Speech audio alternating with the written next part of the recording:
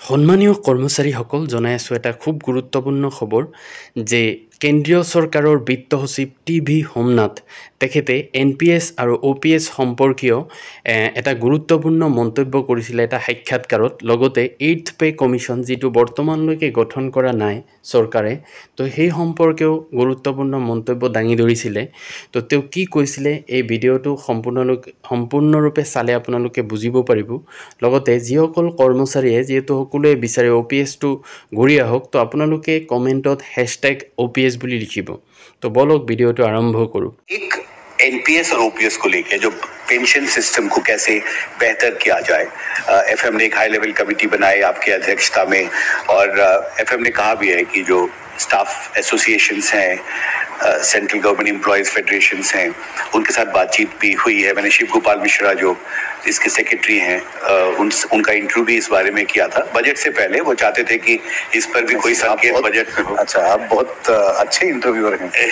Interview में तो joint consultative machinery के साथ आपकी कंसल्टेशंस हुई, कितना आगे आप बढ़ पाए पेंशन व्यवस्था में सुधार? ये मैं आपको पूरा जानकारी, ये एक कॉन्फिडेंशियल मामला है, ऑब्वियसली मैं आपको पूरा जानकारी नहीं दे पाऊंगा।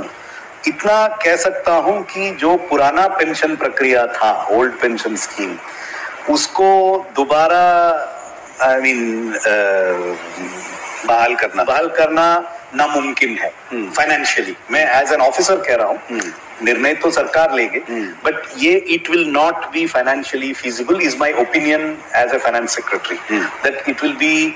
और ये जो नागरिक हैं, जो सरकार में काम नहीं करते हैं, जो आउटसाइड द गवर्नमेंट है, उनके लिए ये बहुत नेगेटिव असर पड़ेगा अगर हम OPS को दोबारा लेके आते हैं। तो ये तो एक तरफ है। दूसरा, क्या हम कर्मचारियों का एक्सपेक्टेशंस को हम कुछ हद तक मीट कर सकते हैं? तो क्या कोर इश्यूज हैं? तो हमने देखा कि कोर इश्यूज 3 हैं। एक कि ये स्टॉक मार्केट फ्लक्चुएशन के वजह से जो अनसर्टेनिटी है, वो नहीं चाहते कि पेंशन उस पर निर्भर हो। दूसरा कि पेंशन में कुछ महंगाई के लिए कुछ इंक्रीज चाहिए। और तीसरा कि जिन लोगों का कार्यकाल पूरा 30 इयर्स का नहीं हो या 35 इयर्स का नहीं हो, उनका कुछ मिनिमम पेंशन का इंतजाम चाहिए। ये 3 कोर डिमांड्स हमने आइडेंटिफाई किया है। मुझे लगता है कि और काम करके इन 3 कोर डिमांड्स को हम किसी वजह से एड्रेस भी कर सकते हैं, लेकिन मैं अभी I am not in a position to give you anything. जी, और इसी से जुड़ा एक सवाल था 8th पे कमीशन को लेके। वित्त मंत्री के सामने बहुत सारे मेमोरेंडम्स दिए गए हैं, और शिव गोपाल मिश्रा जी का मैंने जिक्र किया, उन्होंने जो नेशनल रेलवे मेंस फेडरेशन है उसकी तरफ से कैबिनेट सेक्रेटरी से भी वो मिले, उनको भी मेमोरेंडम दिया।